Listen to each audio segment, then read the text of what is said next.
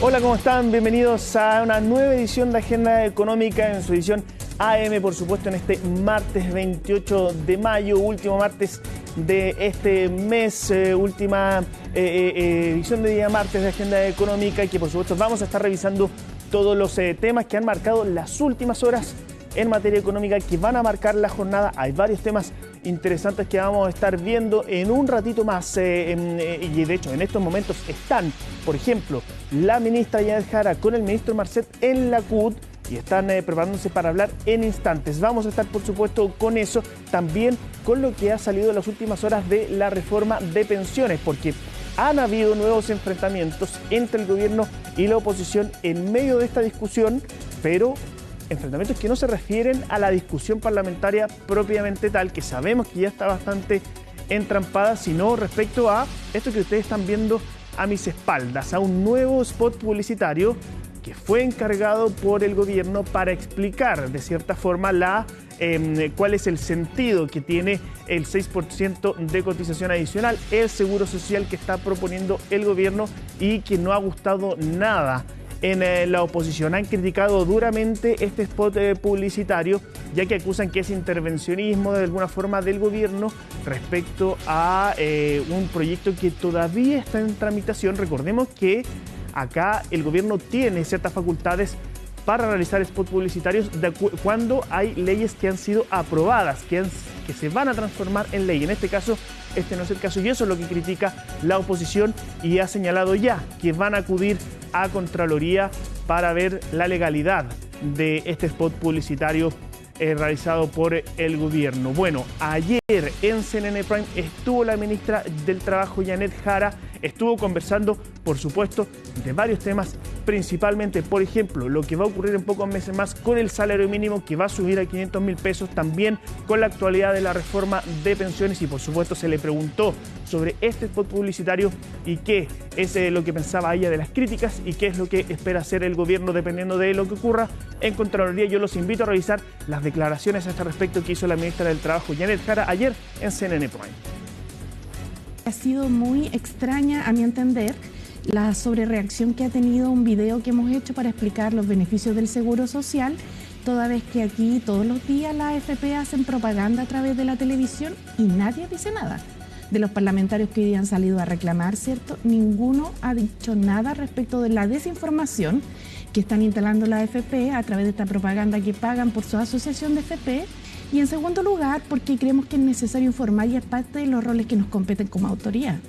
Cuando hicimos la gira, ¿se acuerda?, con el ministro de Hacienda, también hubo muchos reclamos, pero la verdad es que después solamente llegó un requerimiento a Contraloría y eso se despejó como parte de las funciones que hay que cumplir. Cuando sale toda la bancada, ¿cierto?, de Chile Vamos a oponerse a que se informe sobre el seguro social, más que legal, es político. Por eso me llama la atención que para eso no haya una opinión de parte de la derecha en nuestro país. Yo creo que aquí hay una desinformación deliberada, ya, concretamente, y lo digo porque no ha sido la primera vez, y no lo hacen ni siquiera con su firma como AFP, que es lo más particular, y lo hacen con la plata que viene de los cotizantes, porque los cotizantes son los que le generan sus ingresos. ¿Eso está permitido, no? A través de las comisiones. Por cierto, lo hacen a través de la asociación de FP, por eso lo pueden hacer. Los dictámenes de la Contraloría señalan que debe indicarse cuando se trate de proyectos en trámite, y es lo que este video hace. Pero con todo, es la Contraloría lo que la tiene que decir. No saca el gobierno ni la oposición con decir nada. Aquí la competente es la Contraloría, y si nosotros somos requeridos vamos a entregar toda la información. Y si la Contraloría falla en contra, bajan el spot. Vamos a hacer lo que la Contraloría disponga, como corresponde en un Estado de Derecho.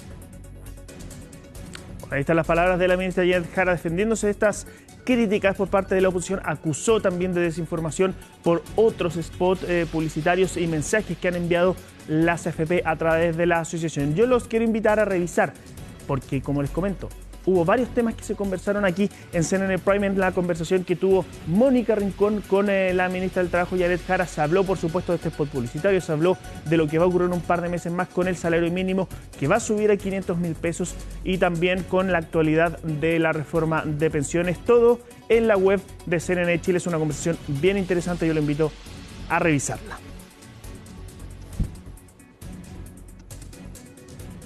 Y vamos a seguir con temas distintos, pero que están bien relacionados, porque otra ley laboral que entró a regir hace bastante poquito tiempo fue la de la reducción de la jornada laboral, la conocida ley de 40 horas, pero que en estos momentos sabemos que ya se redujo a 44. Recordemos que esto es una reducción gradual que se va a hacer por varios años. Bueno, ya se están haciendo los primeros balances que en general son bastante positivos de cómo se ha estado aplicando esta ley, pero hace pocos días atrás conocimos esta noticia de que varios gremios empresariales ingresaron un requerimiento a la Dirección del Trabajo para que aclare la forma de aplicar esta normativa, principalmente de marcación de ingreso y salida de los trabajadores en varios casos que han generado ciertas complicaciones. Natalia Muñoz reportó todo este tema, habló con los gremios empresariales y esto es nos cuenta todo en el siguiente informe. Ha sido bastante bueno, sobre todo que nosotros somos un rubro casi un 99% mujeres. Creo que esto va enfocado en la conciliación familiar. Sí, creo que no se nota nada. Se está desarrollando de muy buena forma en mi institución donde yo trabajo. Es positivo para los trabajadores. A un mes de que se bajara la jornada laboral a 44 horas, para muchos trabajadores ha sido un beneficio. Pero la implementación sigue generando debate, ya que gremios privados continúan pidiendo reconsiderar criterios a la Dirección del Trabajo. Lo último fue específicamente un recurso para pactar que el trabajador quede exento de someterse al control de horario. Hay sectores de los cuales nosotros hemos planteado que tienen mayor dificultad. Hemos presentado, sí, una reconsideración al dictamen de la Dirección del Trabajo en orden a que nosotros pensamos. Pero esos son industrias bastante acotadas. El dictamen no está reconociendo cómo funciona la dinámica laboral en la actualidad, sino que está fomentando una visión anticuada y restrictiva. Se está dejando fuera la realidad de las personas que trabajan desde su casa o a quienes necesitan conciliar vida laboral y familiar. Es que tras la pandemia las formas de trabajar cambiaron. Es el teletrabajo el que ahora genera discordias. Antes la mayoría contaba con artículo 22 y ahora con la aplicación de la primera parte de la ley solo queda para labores de alta gerencia y quienes trabajen sin fiscalización inmediata. En tanto, la autoridad fiscalizadora indica que existe la posibilidad de registrar la asistencia por cualquier medio, en especial los digitales, lo que sería suficiente. Y nosotros esperamos poder responder en los próximos días. Nos parece importante, ¿cierto?, que se genere también jurisprudencia administrativa en esto, porque es evidente que antes solamente había un factor de carácter geográfico que era ir a marcar. Los 4 recursos presentados por los gremios señalan que las personas quieren empleos más flexibles, trabajar desde sus casas y poder conciliar familia y trabajo, todo de común acuerdo con el empleador, pero el dictamen iría en sentido contrario. Nosotros hemos hecho un buen balance por parte de las 40 horas, hoy día hay una buena implementación, pero lamentablemente hay algunas trabas en torno al artículo 22 y cómo se está entendiendo. Hoy miles de trabajadores pueden tener certeza laboral y contar con una jornada a través del dictamen del artículo 22. Ahora, aún sí hay temas pendientes. Las farmacias hoy en Chile todavía están planteando estos 12 minutos. En casi todos los casos que hemos estado analizando desde SOFOFA hemos tenido un recibimiento muy positivo y va a ir que analizar caso por caso en las industrias o en el tipo de empresas que a lo mejor esto está teniendo alguna fricción. A pesar de algunos problemas aislados, existe un balance positivo en el primer mes de la puesta en marcha de la ley. Las empresas identifican los pro y contra, donde el mayor beneficio es un mayor equilibrio entre la vida laboral y personal. Estamos ante un cambio cultural en el mundo del trabajo que debe aplicarse de manera progresiva para poder crear las condiciones de adaptabilidad adecuadas. El mayor bienestar de las personas y las familias es un factor esencial en esta legislación, lo que debe compatibilizarse con la operación de las empresas. Según el sondeo que realizó Laborum a 47 empresas, la principal dificultad es el aumento del costo laboral y la pérdida de incentivo para mantener y crear puestos laborales. Parlamentarios indican que los cambios han sido positivos, pero con excepciones. Me parece que es un tremendo avance y es un valor de que hoy día el empresariado, los distintos gremios, la CPC, el presidente de la CPC, reconozcan que hemos avanzado y que esto está teniendo positivos resultados. Pero hay otros servicios, por ejemplo, como los de turismo, los de guardia de seguridad o también la industria, que ha tenido problemas para ir implementando la ley, teniendo que traslapar el ingreso, por ejemplo, de los trabajadores una hora más tarde o una hora más temprano. Lentamente el mercado laboral se va a ir ajustando a esta nueva realidad. Esperamos que esto sí se haga en beneficio de los dos, tanto del trabajador como de la empresa, y justamente con mejorar la calidad de vida. La Dirección del Trabajo indicó que entregarán un documento jurídico para responder a los gremios, descartando nuevos dictámenes para no crear futuras confusiones. Cambiamos de tema porque ya empezamos a palpar lo que va a ser una nueva cuenta pública por parte del presidente Gabriel Boric este sábado, este 1 de junio. Y son varios los temas que se han puesto sobre la mesa durante las últimas semanas que están captando la agenda en materia económica, por supuesto, y que podrían o no ser parte de esta cuenta pública del presidente. ¿Qué va a ocurrir, por ejemplo, con lo que conversamos un rato, con la reforma de pensiones, la condonación del CAE? ¿Van a haber anuncios en este respecto? ¿Se van a entregar detalles de cómo va a ser esta solución que está buscando el gobierno? Todo eso lo cuenta en la siguiente nota Colomba Eichholz. A solo días de su tercera cuenta pública, el presidente Gabriel Boric se enfrenta con las expectativas, que especialmente en el oficialismo crecen para conocer cuál será el tono de su intervención ante el Congreso Pleno. Todo mientras su gabinete busca alinear las prioridades que serían expuestas, recogiendo quizás nuevos compromisos y prioridades en materia de seguridad social, económica y pública. Lo que se hace habitualmente, cierto, es poder dar constancia de los avances que ha tenido nuestro gobierno y que en el ámbito laboral han sido bastante importantes, diría yo, con la jornada laboral a 40 horas y el salario mínimo a 500.000 pesos. Pero sin duda también se da cuenta de las dificultades en los procesos que hay para llevar adelante temas tan relevantes como el de la reforma de las pensiones. Eje central en las propuestas del actual gobierno, que aún aguarda su tramitación en la Comisión de Trabajo del Senado, la cual estaba prevista para votarse en mayo, pero que por falta de acuerdo seguirá un proceso más extenso del que esperaban en La Moneda. Si de algo ha adolecido este gobierno es con la absoluta falta de colaboración de la oposición. Ya han completado 2 años y medio negándole a todos los chilenos una reforma previsional y al mismo tiempo negándole un pacto fiscal que permita que el Estado tenga más poder para defender los derechos de las personas. En 2/3 partes de la reforma estamos de acuerdo y eso es importante ponerlo de relieve. En donde estamos topando es qué hacemos con los puntos de cotización adicional y si esos contribuyen o no contribuyen a la mejorar las pensiones hoy día. Si el gobierno está abierto, y me alegró escuchar al ministro Marcel que recogió lo de Bernardo Fontaine, abrir ese tipo de conversación, yo creo que hay espacio. Especialmente si la apertura a la conversación es impulsada por el presidente en la cuenta pública, una que además mantiene altas expectativas en torno a si se tratará o no el proyecto que busca la condonación a deudores del crédito con aval del Estado, que se tomó la discusión pública desde que el ministro de Educación, Nicolás Cataldo, anunciara el pasado 15 de mayo el ingreso de la iniciativa al Congreso el próximo septiembre. En términos de anuncios, el presidente de la República debiese aclarar sí o sí en qué va a consistir, si es que se va a llevar adelante el proceso de condonación del CAE o el término que el presidente quiera utilizar para hablar de un tema que fue compromiso de campaña y que sus propias bases políticas le están exigiendo que cumpla. El presidente sabrá lo que toca o no toca. A mí me parece que este tema es muy complejo. Aquí hay que tener en cuenta que muchísima gente se ha esforzado y ha trabajado muy duro para cumplir con el crédito que él tomó o que ella tomó.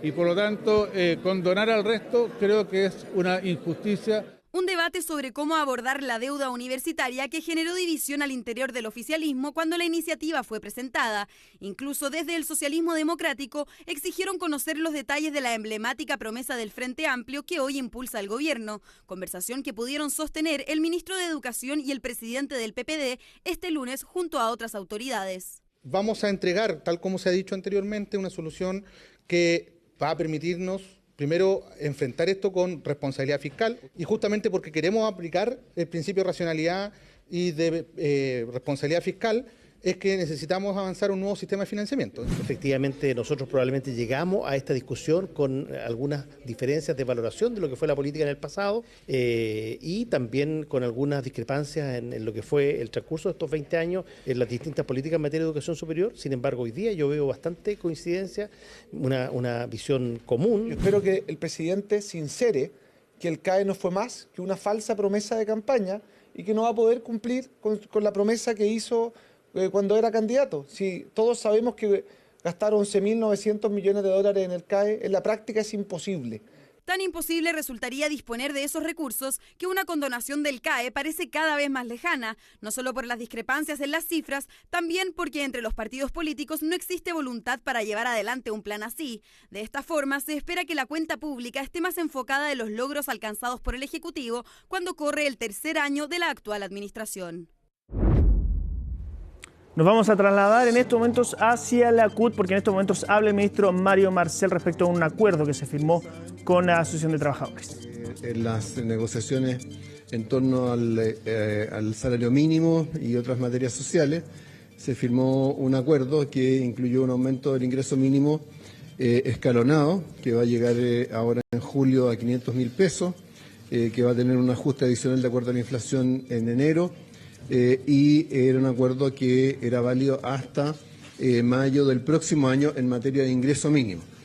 Sin embargo, en aquella oportunidad señalamos que de todas maneras tendríamos a esta altura, en el 2024, tendríamos igualmente una negociación, diálogo en torno a otras materias sociales y laborales de interés para los trabajadores y para el gobierno.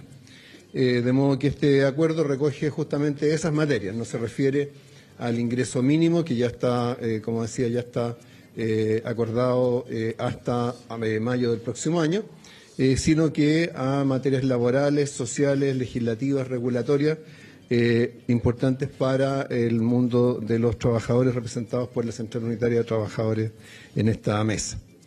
Estos acuerdos incluyen, en primer lugar, avanzar en la construcción de una política salarial más amplia, mediante la creación de un observatorio de los ingresos y costos de vida de las y los trabajadores que permita generar más información sobre remuneraciones, sobre costo de vida, sobre remuneraciones líquidas, sobre situación económica de los hogares de los trabajadores y trabajadoras. Esto es importante porque, por varias razones. En primer lugar, porque esto llena un vacío relevante de información. Normalmente cuando vemos regularmente mes a mes cifras sobre remuneraciones, lo hacemos sobre la base de un índice que se construye en una encuesta de establecimientos industriales. Pero por supuesto la realidad de las remuneraciones es mucho más amplia que lo que allí se refleja, y hoy día en Chile existen muchas bases de datos con las cuales es posible construir un diagnóstico mucho más completo. Y lo segundo es que esto permite, ¿cierto?, proporcionar insumos mucho más potentes al diálogo en materia salarial. Y eso, ¿cierto?, ayuda a nivelar también la cancha entre los distintos actores, entre los distintos sectores que tienen una opinión o una visión sobre esto. Hay varias tareas que están planteadas para este observatorio, básicamente en función de esa materia. También está planteado, por ejemplo, en ese sentido, generar un informe que sea base para la discusión del ingreso mínimo mensual en marzo del 2025, es decir, el informe en marzo para alimentar las conversaciones que habrá en los meses siguientes. También construir un indicador de ingresos disponibles para los hogares de los trabajadores. Un indicador sintético de calidad de empleo, en fin, hay aquí una apuesta importante para mejorar la información sobre la realidad laboral en el país que creo que ayuda no solamente a las conversaciones que aquí se desarrollan, sino que... Ahí están las palabras del ministro Mario Marcel respecto a este acuerdo que firmaron el gobierno con la Central Unitaria de Trabajadores para ir discutiendo algunos temas, por supuesto, fuera de este acuerdo que ya se había llegado respecto al salario mínimo, de ir discutiendo algunos temas sociales junto con la Central Unitaria de Trabajadores para ir generando iniciativas al respecto. Bueno, nosotros nos vamos a ir a una breve pausa y ya volvemos con más informaciones acá. Ya estamos de vuelta acá en Agenda Económica y lo hacemos para analizar los resultados de un estudio bien interesante que se dio a conocer hace poquito, que tiene que ver con cómo los clientes van percibiendo la confianza que tienen en las empresas dependiendo de los distintos rubros de la economía. Hay resultados bastante interesantes y vamos a conversar con algunos de quienes elaboraron este estudio. Nos acompaña acá en el estudio Patricio Polichi, quien es director de estudios del Centro de Experiencia y Servicios de la Escuela de Negocios de la Universidad del Febaña. Patricio, gracias por compartir estos resultados acá en Agenda Económica. A ustedes, gracias por la invitación. Patricio, quiero comenzar pidiéndote que nos contextualices un poquito de qué se trata este estudio, hace cuánto tiempo que se hace y cuál es el objetivo, las mediciones que se hacen. Bueno, el estudio se llama Índice de Confianza de Cliente, viene realizándose desde el año 2014 y lo que busca es llevarle el pulso a los niveles de confianza que declaran tener los clientes respecto de las distintas empresas con las cuales se atienden. Por lo tanto, fundamentalmente te permite poder evaluar cuál es la percepción de confianza general que hoy día los clientes están depositando en las empresas que le proveen productos y servicios. ¿Y acá a través de qué parámetros? ¿Cuáles son las preguntas que se le hacen a las personas? ¿Cuáles son los índices que se miden? Sí, fundamentalmente son tres grandes variables. Una primera variable que tiende a medir la percepción de transparencia, es decir, en qué medida los clientes perciben que las empresas son abiertas, veraces, ¿no?, y proactivas en la entrega de información. En segundo lugar está el cumplimiento, que es un atributo que fundamentalmente tiene que ver con el cumplimiento de los compromisos, las promesas. Y un tercer atributo que es bien importante, que es la preocupación. Es decir, en qué medida los clientes perciben de parte de las empresas una vocación y un interés natural por custodiar los intereses de sus propios clientes. ¿Y acá qué podemos ver en principio? Las principales conclusiones de este estudio. ¿Hay sectores en general que se destacan más, otros que se destacan menos? ¿Varía dependiendo de la empresa? ¿Qué es lo que se ve? Sí, mira, en términos generales, el indicador que fusiona estos tres atributos que te acabo de mencionar, la transparencia, el cumplimiento y la preocupación, venía mostrando desde el año 2020 un crecimiento progresivo, de alguna u otra manera reflejando esta recuperación que demostraron en la confianza por parte de las empresas posterior a la pandemia. Sin embargo, este año se produjo un leve estancamiento en el resultado, eso en términos muy generales. Y en términos de lo que tú me preguntabas respecto a los sectores, lo que se observa es una variabilidad bien importante, es decir, tienes sectores muy bien evaluados, tienes sectores bajamente evaluados en términos de confianza. ¿Cómo cuáles, por ejemplo? Bueno, por ejemplo, en el mundo, los sectores mejor evaluados aparecen las mutuales, la banca, el retail en general. Por otro lado, los sectores que aparecen con mayores debilidades en términos de confianza están las autopistas, el transporte urbano, están también las farmacias, internet. O sea, hay una variedad de sectores que de alguna u otra manera tienen desafíos importantes en términos de confianza de sus clientes. ¿Y cuáles son los ámbitos que más influyen en la opinión de los clientes respecto a las empresas? ¿Dónde están esos puntos que son los que más influyen en una evaluación positiva o negativa? A ver, hoy día las empresas, podríamos decir, tienen una evaluación bastante ambivalente. Son muy bien evaluadas en general en términos de la confianza más pragmática, la dimensión más pragmática de la confianza, que tiene que ver con el cumplimiento de los compromisos, su capacidad de responder a las necesidades de los clientes. Pero por otro lado, las empresas en general están más bajamente evaluadas los aspectos más relacionales de la confianza, la preocupación y particularmente la transparencia. La transparencia este año tuvo una baja importante, se ubica por primera vez dentro de toda la historia de las mediciones del estudio como el atributo más bajamente evaluado de los tres atributos que evalúa este índice. Así que ahí hay un desafío importante que creo yo se conecta no solamente con lo que hacen las empresas, sino que con las expectativas crecientes que las personas están teniendo respecto a la transparencia y la entrega de información de las empresas. ¿Y hay alguna relación que podemos ver entre las empresas mejor evaluadas y peor evaluadas respecto, por ejemplo, a los niveles de reclamos que se pueden encontrar en estas empresas? Bueno, la relación es bastante fuerte, ¿no? O sea, claramente los reclamos, ¿no?, los problemas, es un índice de desconfianza porque atenta justamente contra esta dimensión que te digo yo, que es la capacidad de cumplimiento que tienen las empresas. Por lo tanto, sí se observa una relación bastante importante en términos, te diría yo, en términos de los niveles de conflicto, porque a veces los conflictos de los clientes no necesariamente se logran expresar. Yo te diría en términos de los niveles de conflicto que existen entre los clientes y distintos rubros y sectores de empresas. Y acá podemos ver efectos coyunturales, te pregunto por ejemplo con lo que ha ocurrido en las últimas semanas con las lluvias que hemos tenido, por ejemplo, cortes de luz que han afectado a grandes segmentos de la población por mucho tiempo. ¿Ese tipo de cosas influyen en la opinión del público o hay una valoración más de amplio contexto? Estructural, te diría yo. Sí, la confianza tiende a ser un poco más estructural que la satisfacción, por ejemplo. ¿Ya? Por lo tanto, quizás los factores más contingentes tienden a afectar mucho más los niveles de satisfacción que puedan expresar los clientes. Pero lo que hemos visto es que la confianza es un poquito más estructural.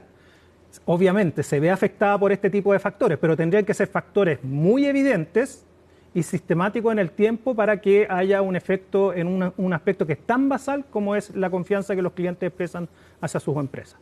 ¿Y ustedes han podido detectar algún tipo de, por ejemplo, buenas prácticas que sean comunes a ciertos tipos de empresas, que sea bien valorada por los clientes?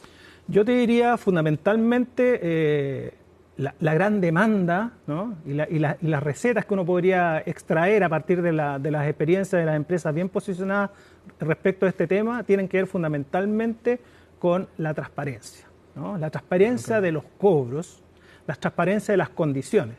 Hoy día los clientes no están esperando ellos tener que acceder a la información, sino que están esperando que las empresas se muestren más proactivas en la entrega de información. Y hoy día, no solamente en términos de condiciones, sino que también en términos de práctica. Las personas hoy día están observando, están buscando tener mayor información de cómo opera la organización por dentro, cosa que antes no ocurría. Digamos, antes la gente se preocupaba del producto, del servicio, de las condiciones de compra.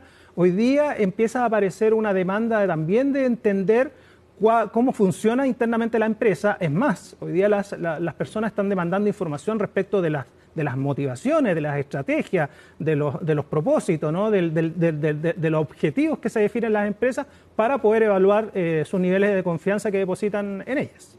Patricio Polizzi, me parece un estudio bien interesante porque son discusiones que siempre tenemos respecto a varios temas. Por ejemplo, las discusiones respecto a las facultades que debería tener el CERNAC cuando se discute este tipo de cosas. También en cada evento tipo Cyber Day que tenemos en unos pocos días más, siempre entran este tipo de discusiones a la vez, así que me parece un insumo bien relevante para tener en cuenta. Te agradezco por explicarnos los resultados de este estudio de confianza de clientes que elaboró el Centro de Experiencia y Servicios de la Escuela de Negocios de la Universidad Adolfo Ibáñez.